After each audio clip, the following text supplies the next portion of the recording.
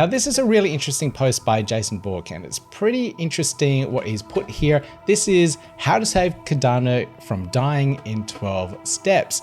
Now, the thread overall is quite interesting. I'll put a link down below in Thread Reader so you can read over it and have a little look into what he has to say here. But I just want to point out one thing here, and this is around the content creation side of things, and how we need to boost the quality and amount of content that is being created overall.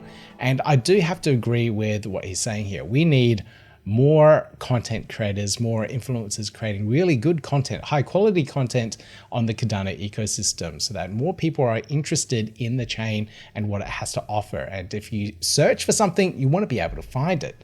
I've been doing research into the Polkadot ecosystem to see what they've been doing with their treasury. And there's a lot of things we can learn from the Polkadot treasury because they have been running this for quite a few years and have been spending a lot of money out there in the ecosystem. And this was one particular thing that caught my attention. And this is an OpenGov proposal by WAG Media for a collective content creation over 52 weeks. Now, they've been running this for a long time. So this has been running for a couple of years, and they ask for treasury funds every once in a while. Here they've asked for almost $500,000 in DOT to create content over a year. So we could do something very similar to this when the Cardano treasury kicks in, or we can use Catalyst funds to do the very same thing. So what they do is they gather all these funds in their own treasury and then start putting out paying and tipping content creators in the Polkadot ecosystem. Let me show you what it actually looks like. So this is on the WAG Media audit website. So this is a transparent way of actually seeing what they are paying things out for. So this one here is a tweet about speaking about multi-chain staking solutions on DeFi. Another one here by Blockchain Hype or Revolution. So there are articles and whatnot that all talks about Polkadot and how it's being used and its benefits, etc. And over here you can see how much they're being tipped and paid for these pieces of content. So let me pull up something a little bit more substantial. They have an OpenGov article section. So this is articles that are written specifically about governance on Polkadot. So this one here got paid out 21 DOT, and at the time of recording, DOT is around, let's see, where is it?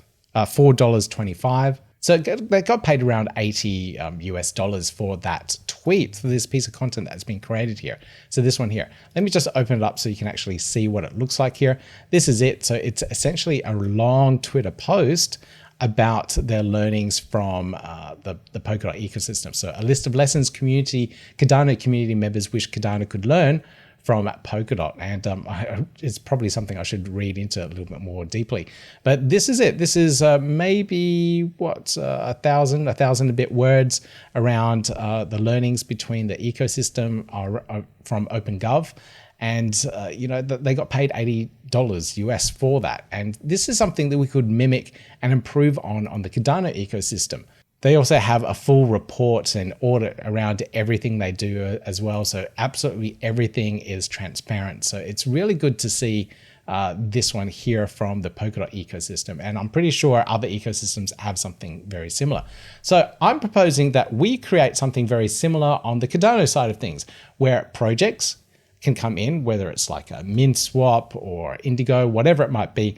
They put in a call for content on the platform itself, and then users can come and create that content, and there may be a moderation team of something that sits in between, moderates the content and gives it a rating for the amount of tips that this particular content creator can get from it.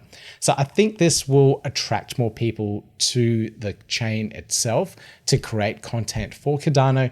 So it should boost the amount of content that's created, have more high quality content because it actually pays for the content creation, and then also fills the gap for projects that are looking for content to be created about their project. Something new might be coming up and they need people to create content about it. They don't have the skills. Putting it on a content marketplace like this, I think, will be highly beneficial.